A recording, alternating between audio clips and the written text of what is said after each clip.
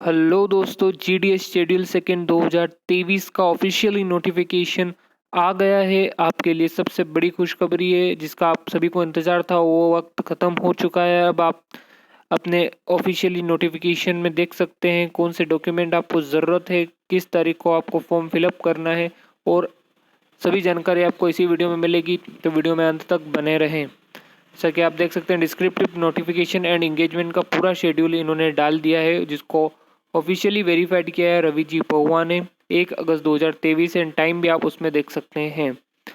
तो अब देखते हैं इसमें ऑफिशियल नोटिफिकेशन में क्या क्या डिटेल उन्होंने दी है।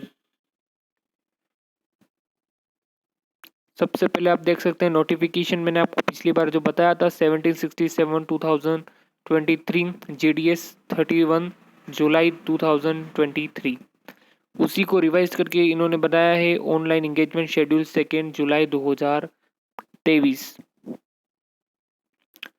रजिस्ट्रेशन आपके स्टार्ट हो जाएंगे 3 अगस्त से 23 अगस्त के बीच में। आप अपना रजिस्ट्रेशन ऑनलाइन कर सकते हैं। एडिट के लिए आपके पास 24 अगस्त से 26 अगस्त तक आपकी विंडो ओपन रहेगी, जिसमें आपको कोई जल्दी नहीं करना, आराम से अपना रजिस्ट्रेशन भरना है, कोई गलती नहीं करना है। आपको उसे एडिट करने की ज़रूरत ना पड़े, ऐसा आप एप्लीकेशन अपना फॉर्म भरें। उसके बाद देखते हैं बीपीएम की और एबीपीएम की सैलरी। बीपीएम की सैलरी यहाँ पे होने वाली 12,000 से 30,000 के बीच में, और एबीपीएम और डाक सेवक की होने वाली है 10,000 से 24,000 के बीच में। उसके बाद पूरी इस नोटिफिकेशन में आपको बता रखा है क्या प्रोफाइल है। जो प्रोफाइल बीपीएम, एबीपीएम एंड डाक सेवक की, जनरली बीपीएम जो है वो पोस्टल डिपार्टमेंट अपना अकाउंटिंग का काम करता है। एबीपीएम जनरली डाक बांटना और घर जाके जो सेवा देनी होती है जैसे आईपीपी की, वो प्रोवाइड करता है। इससे एलिजिबिलिटी क्राइटेरिया देख लेते हैं। सबसे पहले एज की बात करते हैं। मिनिमम एज इसमें 18 ईयर्स है और मैक्सिमम 40 ईयर्स है, जिसमें अलग अलग कास्ट द्वारा जो रिलैक्सेशन दिया हुआ उसके अलग से एक टेबल इन्होंने दे रखी है, वो भी मैं आपको बताऊंगा आगे। जैसा कि आप देख रहे हैं, शेड्यूल SC ST के लिए 5 ईयर्स है, ओबीसी के लिए 3 ईयर्स है, ईडब्ल्यूएस के लिए कोई रिलैक्सेशन नहीं है। आप पूरी डिटेल इस नोटिफिकेशन में देख सकते हैं। जिसका आप देखते हैं क्वालिफिकेशन क्या मांग रहा है। क्वालिफिकेशन में एजुकेशन सबसे पहले 10th स्टैंडर्ड आप पास होना चाहिए, रिकॉग्नाइज्ड बोर्ड से होना चाहिए वो भी, और 10th का ओरिजिनल मार्कशीट आपके पास होना चाहिए एप्लीकेशन फॉर्म भरते वक्त। और आपको लोकल लैंग्वेज आनी चाहिए, जो कि लोकल लैंग्वेज इंपॉर्टेंट है फिर आप किसी प्रेफरेंस में जॉब लोकेशन डालेंगे तो उसके लिए इम्पोर्टेंट होता है। उसके बाद अदर क्वालिफिकेशन भी आपको होना चाहिए। नॉलेज होना चाहिए कंप्यूटर का, नॉलेज ऑफ साइकिलिंग का कंप्यूटर नॉलेज ऑफ साइकिलिंग होना चाहिए।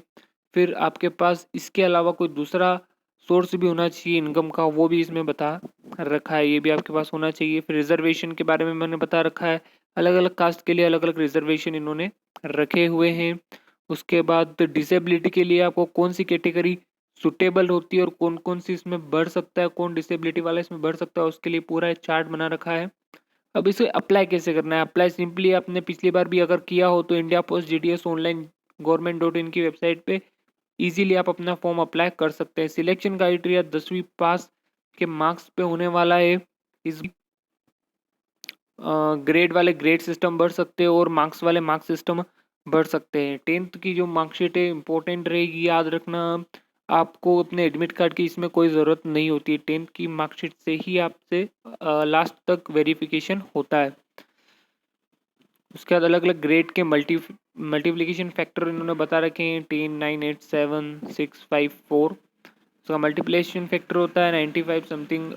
10 की अगर बात करें तो 95% लगभग लगभग होता है। जिससे अलग अलग इन्होंने मल्टीप्लिकेशन फैक्टर दे रखे हैं, जिससे आप अपना मार्क्स निकाल सकते हैं या फिर अपने ग्रेड पॉइंट में भी आप अपने एप्लीकेशन फॉर्म में इसको सबमिट कर सकते हैं। चलिए अब आगे देखते हैं।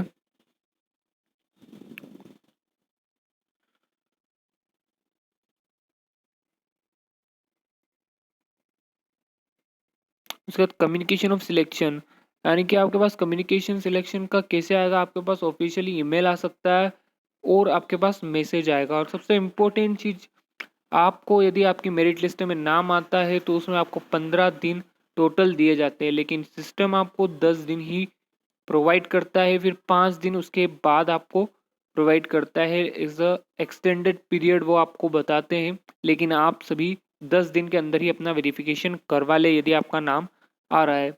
उसके बाद आप अपना ईमेल डेली चेक करते रहें, ताकि अगर कोई मैसेज वगैरह आए या ईमेल आए तो आप उसको इजीली देख सकें। फिर उसके बाद no further list will be declared after 31 दिसंबर के बाद कोई आपकी लिस्ट नहीं आएगी, इसलिए 31 तक जितनी भी लिस्ट आएगी उतनी ही आएगी। उसके बाद डिफरेंट डिफरेंट इन्होंने बता रखा है रिजर्वेशन का, कास्ट का, उसके बाद एप्लीकेशन फॉर्म का, जॉब प्रोफाइल का इत्यादि इन्होंने बताया है। उसके बाद इसमें एनेक्सर्स आएंगे, बहुत सारे एनेक्सर्स जो हैं आपको अपने डीवी के समय देने होते हैं। सेकंड डीवी, फर्स्ट डीवी में आपसे नहीं मांगा जाता है। सारे जो एनेक्सर है आपको डीवी सेकंड में लगते हैं, जैसे कि आपको कंप्यूटर का नॉलेज है, आपके पास अपने दूसरा भी इनकम का सोर्स होना चाहिए। उसके बाद अब इंस्ट्रक्शन भी इन्होंने दे रखे हैं कैसे आपको अप्लाई करना है फॉर्म। पेमेंट जो इस बार रखी है वो भी 100 रुपये है, जो पिछली बार की तरह है। उसके बाद गर्ल्स जो है वो फ्री है, ऑल फीमेल एप्लीकेंट जो होते हैं वो एग्जेम्प्टेड रहते हैं फीस से। सिलेक्शन वही मैंने आपको बता रखा है, आप 10वीं पास से ही आपका सिलेक्शन होता है। और अपलोडिंग डॉक्यूमेंट में आपको एक फ़ोटोग्राफ और सिग्नेचर जो कि बिल्कुल क्लियर दिखने चाहिए। फ़ोटोग्राफ अगर वाइट बैकग्राउंड में होगी तो बहुत ही बढ़िया रहेगा, जिसकी केबी 50 केबी से ज़्यादा का नहीं होना चाहिए। उसके बाद विंडो ओपनिंग करेक्टिंग में आपको बताया 3 दिन के लिए खुलेगी। उसके बाद ये पूरा अंडरटेकिंग एनेक्सर्स वगैरह इन्होंने अटैच कर रखे हैं इस ऑफिशियल नोटिफिकेशन के साथ। सबसे इम्पोर्टेंट चीज़ उन्होंने इस बार ऑफिशियली डॉक्यूमेंट भी बता रखे हैं, कौन कौन से डॉक्यूमेंट आपको चाहिए।